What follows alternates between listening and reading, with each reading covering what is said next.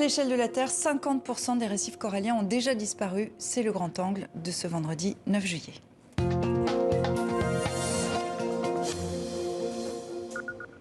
Comment préserver les récifs coralliens? Est-il trop tard pour les sauver? Comme trop souvent, quand on parle d'environnement, l'humeur est à l'inquiétude. Pascale Joanneau, bonsoir. Bonsoir. Vous êtes océanographe, membre de l'IFRECOR, l'initiative française pour les récifs coralliens. Avec nous également Laurent Balesta, vous êtes plongeur de l'extrême, photographe et biologiste naturaliste. Je venais de le dire, à l'échelle de la Terre, la moitié des récifs coralliens ont déjà disparu et près d'un tiers sont menacés alors qu'un quart des espèces marines en dépend. Laurent Balesta, vous qui plongez souvent, est-ce que ces dégâts sous-marins, vous les avez vus évoluer au fil des ans? Est-ce que c'est visible à l'œil nu? Évidemment qu'on les voit. Évidemment qu'on les voit. Après, moi, j'ai un parti pris. Je ne suis pas objectif. Mon travail d'exploration et de science et d'illustration est voué plutôt à montrer tout ce qu'il reste, tout ce qui est beau, tout ce qui fonctionne, tout ce qui n'a pas encore été découvert, tous les mystères qu'on n'a pas encore compris.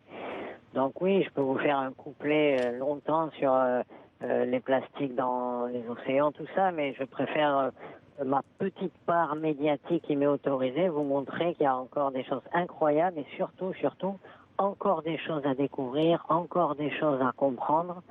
Voilà, qu'on a des territoires extraordinaires, étonnamment vierges encore pour la science et l'illustration naturaliste. Je précise d'ailleurs que vous vous trouvez en ce moment même dans un caisson hyperbare. Vous venez de remonter de plongée. On va parler dans un instant de cette mission que vous êtes en train de mener en ce moment. On va d'abord revenir sur le rapport sur lequel vous avez travaillé. L'initiative française pour les récifs coralliens fait le bilan de leur état. Vous publiez une étude menée durant 5 ans. Le constat, c'est que la situation est préoccupante. Est-ce que c'est rattrapable ? Alors écoutez, le rapport qui est sorti là est un rapport de l'initiative donc française pour les récifs coralliens que l'on fait depuis la création de l'IFRECOR tous les 5 ans. Donc ce dernier rapport est un rapport qui a été fait par une soixantaine de contributeurs et en particulier par 2 auteurs qui sont Catherine Gabriel, je tiens à les citer parce qu'elles ont tellement travaillé, et Marie Duflot. Et la situation c'est rattrapable ou pas? Parce on a toujours l'impression que c'est trop tard. Le corail est résilient. Est-ce qu'on peut retourner la situation? Alors, on peut retourner la situation. En fait, ce qui se passe, c'est que dans ce rapport-là, on montre que la situation est quand même relativement stabilisée dans nos collectivités d'outre-mer. Je ne parle pas dans le monde entier. Dans les collectivités d'outre-mer françaises, parce que le rapport porte sur la France. Exactement. Et donc, si vous voulez, on a et que c'est pas égal partout. C'est-à-dire que nos outre-mer sont pluriels et on a des situations et des états de santé des récifs coralliens qui sont un petit peu différents. Par exemple, dans le Pacifique ou les îles éparses, on a plutôt des récifs en bonne santé. Dans l'océan Atlantique, donc aux Antilles et Mayotte et la Réunion, c'est plus préoccupant, si vous voulez. Alors dire que c'est rattrapable, tout est rattrapable quand on décide de le faire.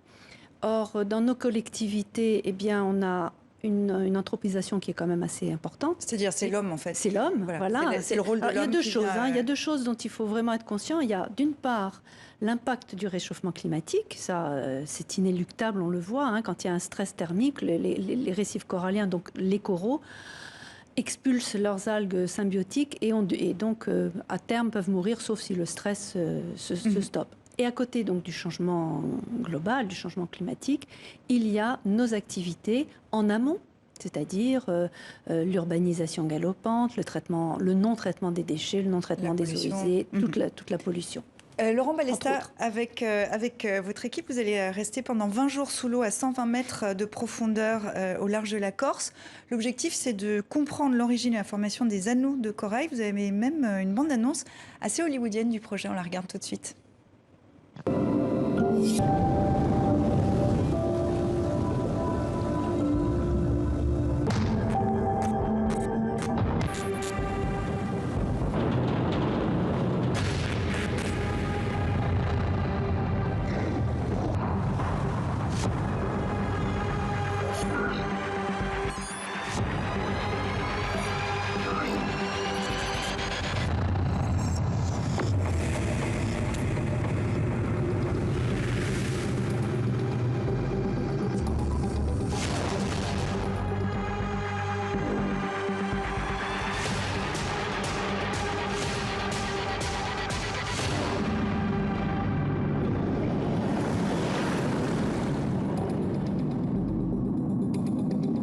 Balestin, en quoi consiste cette nouvelle mission que vous menez? Bah oui, la bande-annonce le suggère, effectivement, on dirait de la science-fiction, et pourtant c'est vraiment de la réalité. Il y a 10 ans de cela, des professeurs de l'université de Corté ont découvert lors d'une campagne océanographique des formes circulaires, des anneaux parfaitement circulaires, atteignant 30 mètres de diamètre, là, sur des kilomètres carrés, près près de 1000 de ces anneaux sur des dizaines et des dizaines de kilomètres carrés. Ils n'en croyaient pas leurs instruments, ils pensaient que leur sonar s'était déréglé. Et voilà, c'est une découverte qui a été faite il y a 10 ans. Il y a eu un robot qui est descendu dessus quelques temps après. Des hypothèses qui ont été émises, mais aucune confirmation, aucune explication incontestable. Et voilà, ça m'a toujours intrigué, sauf que ces anneaux restent, à la fois ils sont gigantesques et en même temps invisibles parce qu'inaccessibles. Ils sont à 120 mètres de fond, au nord, tout au nord du Cap Corse, dans une des régions les plus vantées de Méditerranée, donc des conditions de plongée qui sont très compliquées, plus la profondeur. Mais voilà, j'ai eu l'opportunité d'y faire une descente de 28 minutes qui m'a coûté 5 heures de remontée l'année dernière. Et quand je suis arrivé devant ces formations que personnellement je n'avais vu qu'à travers ces images sonars qui sont là derrière moi, tous ces petits anneaux à peine visibles, quand je suis arrivé là-dessus au fond, j'ai eu une vision, oui, de science-fiction. J'avais l'impression que c'était inexplicable. Est-ce que c'était géologique, biologique? Est-ce que c'était vivant, inerte, ancien, récent? Voilà, il m'en fallait pas moins. Vous savez, moi, je suis plus attiré par les mystères que par la simple beauté des fonds marins. La beauté, dans tous les domaines, on s'en lasse. Les mystères, jamais. En tout cas, tant qu'ils sont pas résolus. Et ça m'a permis de fédérer plein de gens, depuis la Marine nationale jusqu'à l'Institut national de la plongée professionnelle, en passant par tous mes partenaires, l'Agence de l'eau, l'Office français de la biodiversité, le Parc marin du Cap Corse. Enfin, tous ces gens se sont fédérés autour de cette quête intrigante et essayer de comprendre l'origine de ces anneaux mystérieux. Pascal Joannou, ça vous parle ce genre de mission pour aider à préserver les fonds océaniques?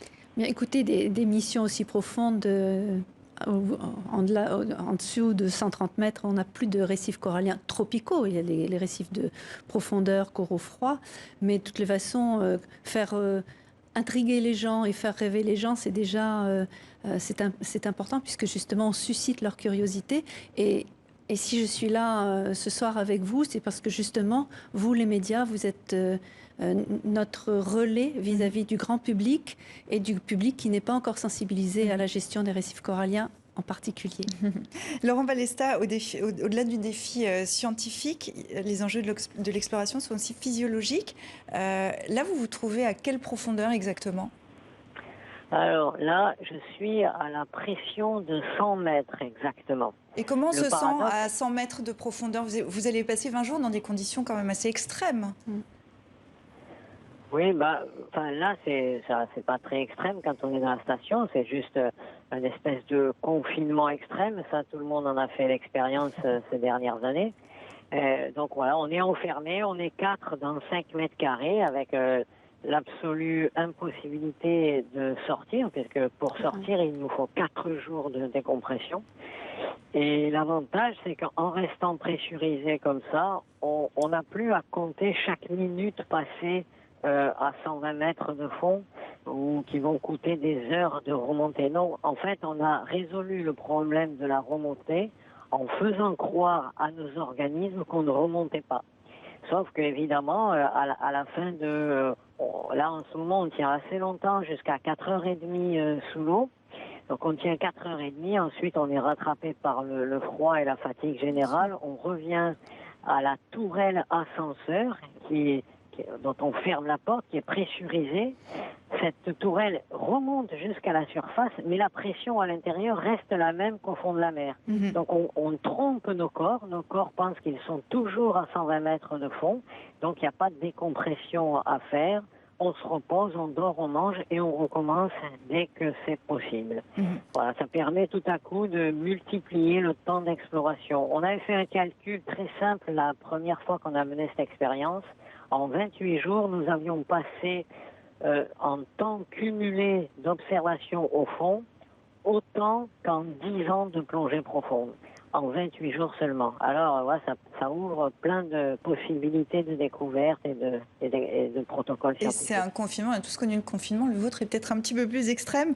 Pour conclure, Pascal Joanneau, on déverse chaque année plus de 8 millions de tonnes de plastique dans l'océan, le chiffre est assez impressionnant, et pourtant on ne le voit pas, il s'agit de micro ou nanoparticules. Comment vous faites pour rendre visible ce qui est invisible ? Eh bien, on essaye à la fois de vous informer, on essaye d'avoir l'oreille de chacun. Et en fait, malheureusement, ça se voit dans les prélèvements, même dans les prélèvements de tissus. On voit bien que nos organismes, et pas que dans les récifs coralliens, à ce moment-là, c'est beaucoup plus large, hein, puisqu'on parle là des plastiques. Les plastiques qui inondent les océans se transforment en microparticules, en vraiment petites particules, et en particulier dans les récifs coralliens, les plus gros plastiques sont, eux, ingérés par les poissons, par les tortues, et puis les plastiques aussi étouffent, puisqu'ils peuvent se déposer sur les récifs, sur le corail lui-même, et ceux-là sont visibles, et étouffent les organismes. Et c'est un des programmes, justement, de l'IFRECOR que de participer à cette lutte contre les plastiques dans les récifs coralliens, comme on a lancé une plateforme participative aussi qui s'appelle SOS Corail. Pour une levée de fonds, en fait. Pour une levée de fonds, voilà, exactement. Dans le rapport, vous précisez bien que c'est 500 millions d'emplois de personnes qui vivent des récifs coralliens. Sous quelle forme, quelle façon ? En fait, les récifs coralliens rapportent à peu près 1,3 milliard d'euros par an aux collectivités toutes rassemblées. Alors, par quel biais, justement ? Alors il y a la pêche, il y a le tourisme, et il y a aussi quelque chose dont on ne parle que très peu, en fait, c'est l'avantage d'avoir une barrière de corail qui protège le littoral des assauts de l'océan. Laurent Balesta, d'un mot vraiment pour conclure, parce qu'on est vraiment ravis de vous avoir à 100 mètres de profondeur. La prochaine sortie, c'est quand et pour faire quoi ? Ce sera demain matin. On va aller, pareil, sur un site à 120 mètres de profondeur et on va tenter de faire un carottage avec une foreuse hydraulique au milieu d'un de ces anneaux, s'enfoncer le plus profondément pour faire des datations, remonter le temps, remonter l'histoire de ces anneaux et essayer de donner un âge à ces formations. Ça sera la mission de demain matin. Soyez bien prudents, remontez tranquillement et puis quand vous êtes à la surface de la Terre, vous revenez nous voir. Merci beaucoup Laurent Balesta d'avoir été avec nous et merci à vous également Pascal Joanneau. Merci d'avoir été dans 64 minutes.